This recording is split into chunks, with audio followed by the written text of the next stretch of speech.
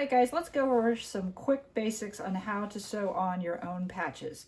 This is your uniform, your patches that you're earning. You should be able to sew them on. So this is just enough to get you looking good for your next Board of Review or for the upcoming Court of Honor.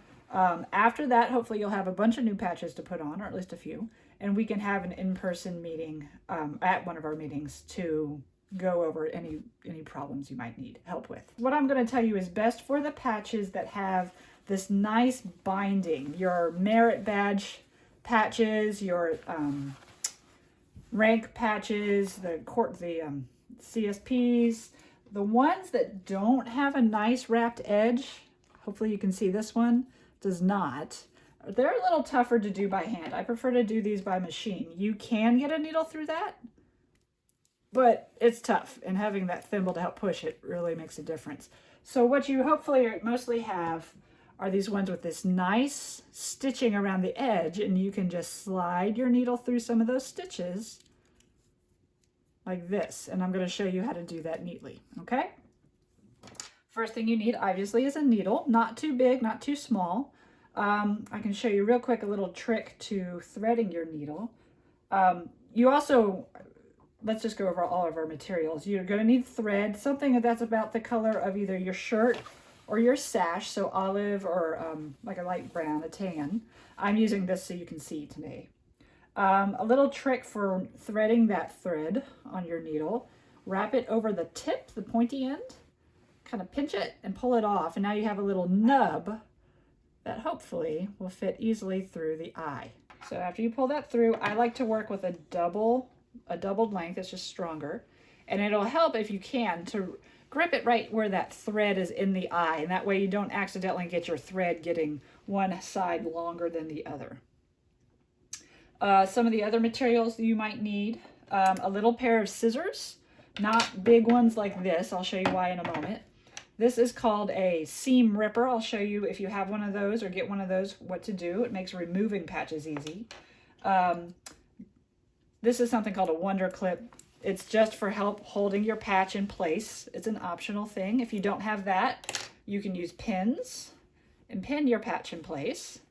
Or if you don't want to have to worry about sticky stuff, you can use masking tape. And I'll show you how to do that in a few minutes. So let's go ahead and get started. After you get your thread on your needle threaded, go ahead and put a knot at the end, and I just roll it around, wrap it around my finger, and then roll it off the end, and then you can just slide that to the end, and you've got a nice knot in there.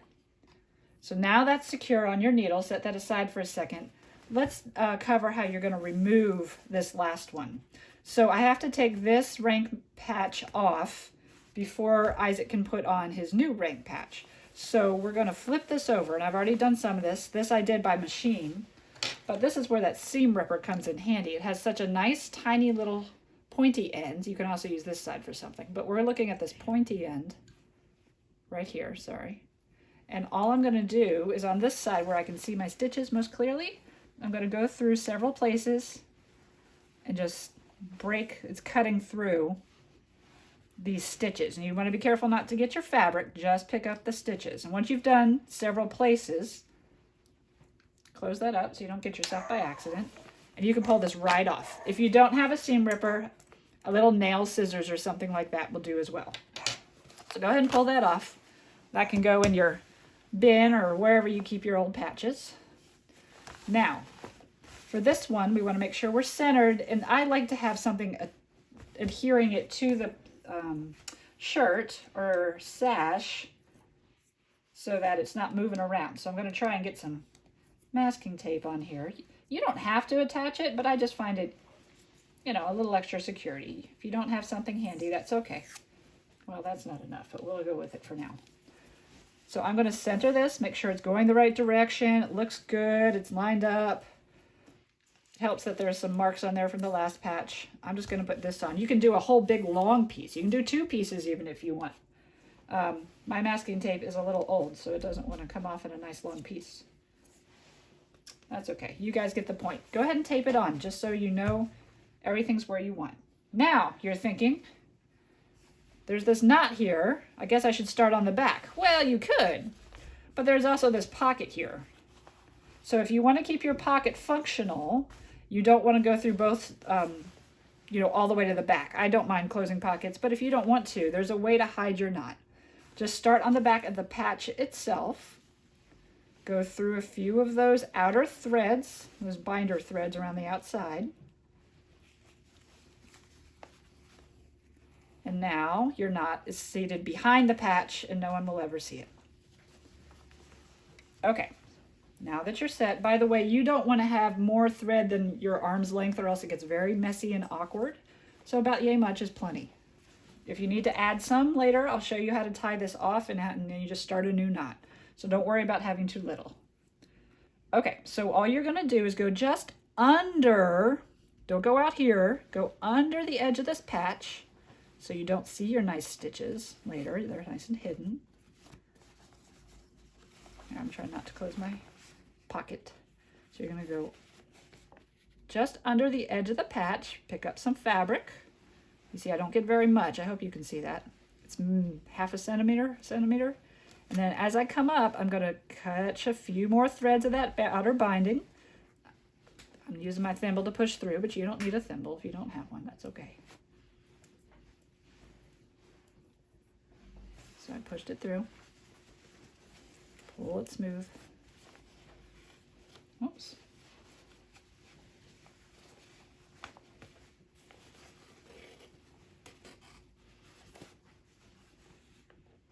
See, it doesn't always go smoothly. Don't worry about it. There we go. Just keep going just like that. So I'm going to go back under, pick up a short run. Don't do it too long. A centimeter or so is plenty. Pick up a couple of binder stitches on your way up, just like that. And you're going to do that all the way around until you get to the other end. Goodness. Hopefully your thread isn't binding up as much as mine is tonight.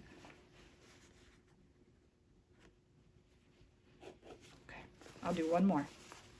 So I'm not going out here. You have to kind of lift your patch up just a little bit and tuck your stitch underneath. Be careful if you don't want to close up your pocket to separate. Make sure you can get your hand in there. Go ahead and grab some fabric.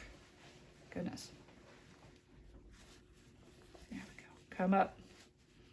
Grab just a couple of those binder threads. That's all there is to it. And you'll get a better rhythm going, and you won't be doing it in front of a video camera, so it'll be even better. Okay, now once you get all the way around, or if you're starting to run out of thread, you're going to need to tie this off, and you again want it nice and neat. So you're going to go under. Goodness gracious. Pick up your little section here. As you come up into those edge threads, before your loop gets completely pulled tight, you're going to go back through it. Just like that. Snug it up. You can even do that again. And then to hide your end, go through 1/2 inch of those outside threads on your patch and snip it off. Snip it off close. That's it, all the way around. And I tell you what, guys, this is much easier than doing it with a machine. Even especially for little ones like this, doing it by hand is actually a lot easier than trying to get a straight stitch machine to go around a little circle. So get good at this, and you'll have all your merit badges and everything looking sharp. That's it. See you guys later.